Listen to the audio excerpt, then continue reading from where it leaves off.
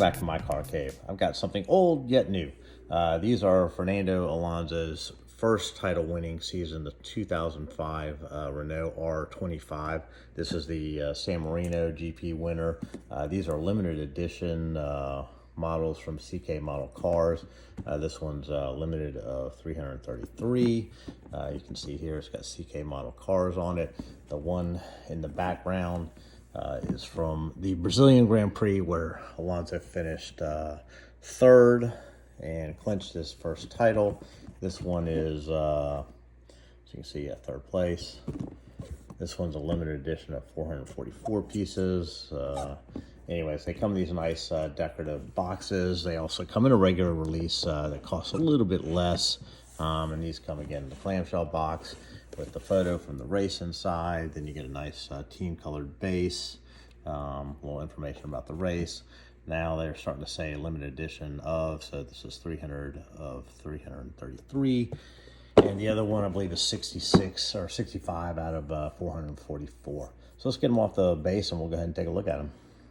Okay, now we've got them off the box. Let's go ahead and talk about these models. So hard to believe, but I've probably been waiting 18 years for these models to be made. You have to remember this is a period when Mattel had exclusive rights to not only Renault, but Ferrari. So between 2000 and 2008, every one of my championship winning F1 cars and the sister cars from my collection are all done by Mattel or Hot Wheels. And so I remember at the time being super frustrated, particularly with the Ferraris, just because I'm a huge Schumacher fan, to have Mattel making those. They definitely did not, I feel like actually of the ones they did well, they did the Renaults and they did the Jordan's best. And I think they rushed on the Ferraris just to get them out to the market because they knew those would sell the most. And so they were constantly of a lower quality. Now I have upgraded mine to the Mattel Elite versions, which are definitely better for the Ferraris, but not on the Renaults. And so anyways, that said, I was super excited when I saw these announced by Minichamps, probably a year ago. These are now resin models, so they're not die cast that they would have been done at the time. But that said, I think they did a good job, and the question is it really worth the 18-year wait? That's yeah, I guess so. And I'll show you the Mattels in difference, so we can look at some of that. But anyway, so these are, like I said, resin models, as apparent by the resin model tap test. And this one, again, this is the San Marino. And so then you get to the later season Brazil race, in which they had a different aero kit here. Primarily, you got this extra aero downforce bit here. And then this scoop up in front of the rear wheel has this kind of side profiled end plate as well. And then other than that, the wing is the same. That's right. This wing is a solid wing. The San Marino one has a different side profile that it was kind of unique to to Renault. So I think that's kind of cool. Anyway, so let's go ahead and we'll just go through the details of this model and kind of talk about it. Okay, now let's talk about the quality of this model. So this is typical Minichamps resin quality, in my opinion. Nice glossy finish paint, good decaling.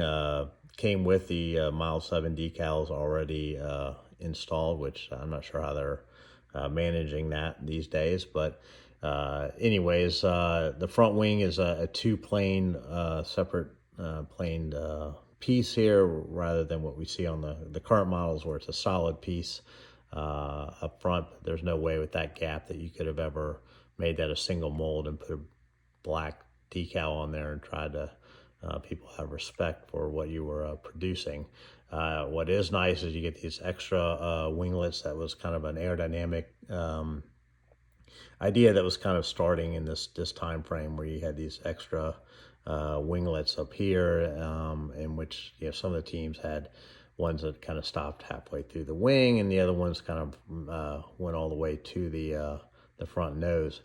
You do get carbon fiber decaling on the inside of the end plate here. You get some photo etch parts here. This is photo etch. It's hard to tell whether these are plastic. This is definitely plastic. Could be photo etch. It's probably plastic.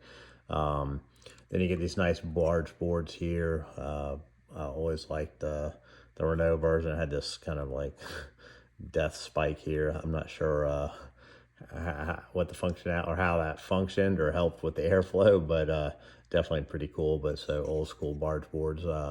And then kind of my first bone of contention is here in the radiator inlet as well as the airbox inlet. There's no photo etch mesh grill or even a texture imprinted there. It's just black, and that's kind of disappointing. A disappointing lack of details. However, then they had this little mesh decal here for this extra inlet, which was on the car. Moving further back, you do get a photo etched stabilizer there. You get a bunch of little rivets in here that you don't get on say the die-cast versions from this time period. The gills here, that's another kind of bone of contention. It's an impression. I think they've done a good job, but each of these black stripes is a decal, and some of them are done well, some of them are not done quite as well. It would have been nicer if they had kind of painted them or something like that. So that's kind of a disappointment. Looking at the exhaust tip is a photo etch part, which is kind of nice. And then you get the carbon fiber decaling around the exhaust outlet. And then finally coming back here to the rear wing, the end plates are carbon fiber. The lower wing element is carbon fiber. The crash element is not. Unfortunately, that could have been done carbon fiber. And I also think at this price point in this modern day, yeah, they could have done the diffuser in carbon fiber decaling as well. It wouldn't have been a lot of trouble. And then also these end plates where there would have been grooves here, those should be cut all the way through. Instead, they're just kind of a decal element there. So anyways, overall, I think it's pretty nice. Looking at the cockpit, I think the helmet, they did a good job. They get Alonso's kind of aerodynamic helmet look or mold there, which they back in the day, they kind of put generic helmets for everyone. So it's kind of nice that they had that upper aero bit. A little bit disappointing on the inside here to me is that the seat belt is not cloth and photo etched parts. It's just a decal with a plastic buckle there, basically stuck into Alonso's belly. So that's kind of, yeah, they could have done something a little bit nicer there, in my opinion. But other than that, I think the model's fantastic. I'm happy to add it to my collection. I think it's going to look much better than the Mattel version. And speaking of which, we'll go ahead and look at one of those. Okay, so here's a Mattel version versus the Minichamps. And the first thing you're going to notice is obviously the color of the blues. This is a darker blue here on the main body as well as on the wings. I do believe that the Minichamps lighter blue, both on the wing element and the body color, are the more correct color. In addition to that, let's just go ahead and pick up this Mattel version. We can look at it. I put on these Mile 7 decals. Those did not come with the model per se. I think I had Team Spirit on there, which I had to use nail polish remover to clean up the car and then put on the decals. So first off, I don't think this aerodynamic package ever existed for the actual race versions of these cars. They did run a front wing like this at Australia in some of the early races, but then quickly moved over to the wing that had the extra winglets there. As you can see, this barge board's a little bit different in shape. Again, that may have been on an early race, but then not used after maybe the first or second race of the season.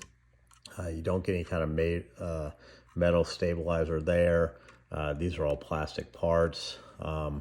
This element here, it's an exhaust, or it's a exhaust or heat exchange element at a couple of races. I can't really figure out which one, but it's just too small. It's not the right size. Then if you look at the exhaust tips here, it's just an impression painted silver. There's no carbon fiber decaling. Again, this rear wing, while I think it's super cool, I think it was only used in Canada from what I can find. I kind of wish Minichamps would do this one because it's just kind of got this unique profile.